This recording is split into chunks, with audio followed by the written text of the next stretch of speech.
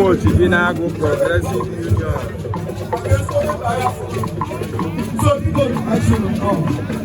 Because actually, we will go to the chairman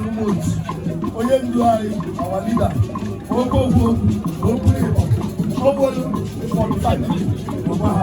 Thank you.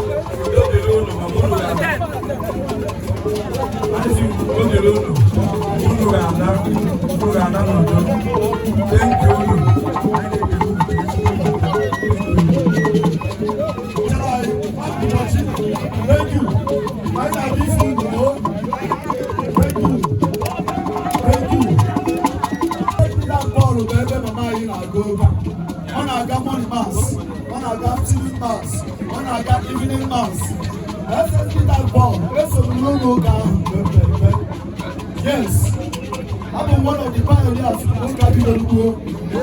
When I was in Enugu, we did go to Enugu. Let's just see that ball. So I'm one of you. Thank you for coming.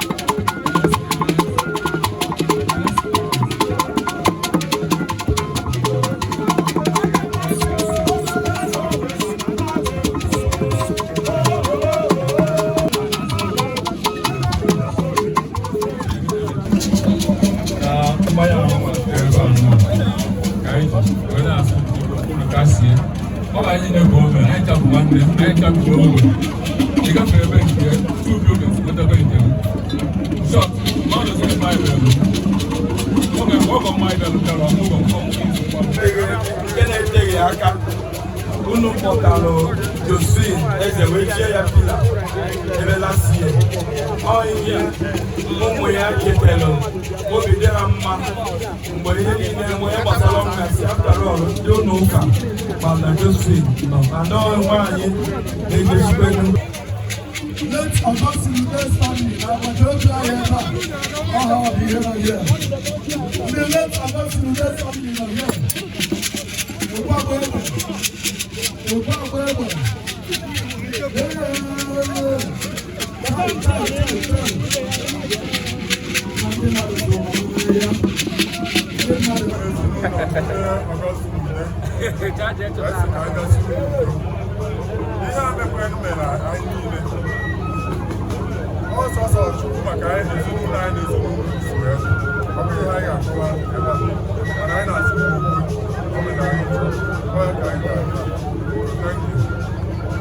Thank you so much, Biko, my brother.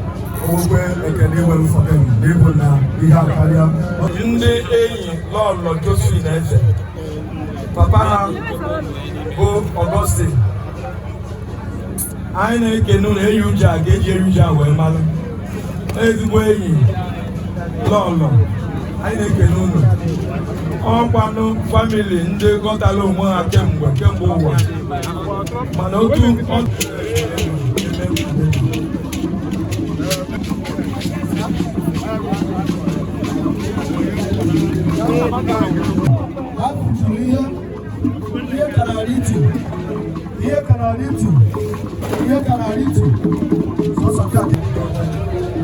Thank you so much, sir.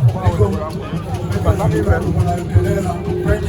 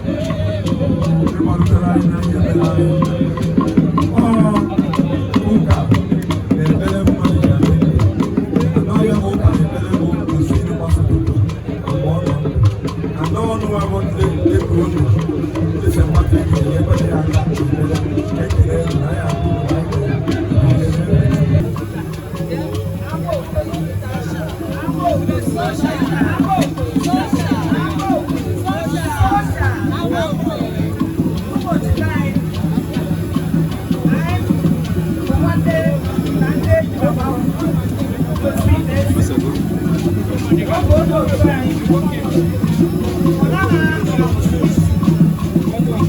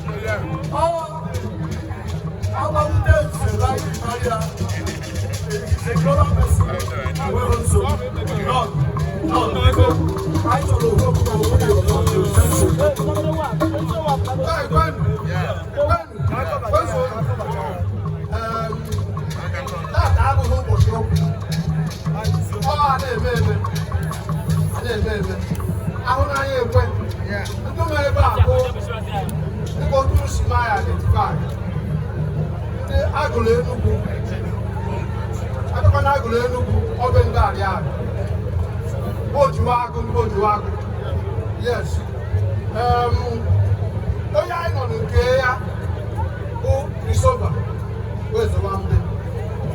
Well, let's go talk. In fact, the man, more can I get it? Bahushi again.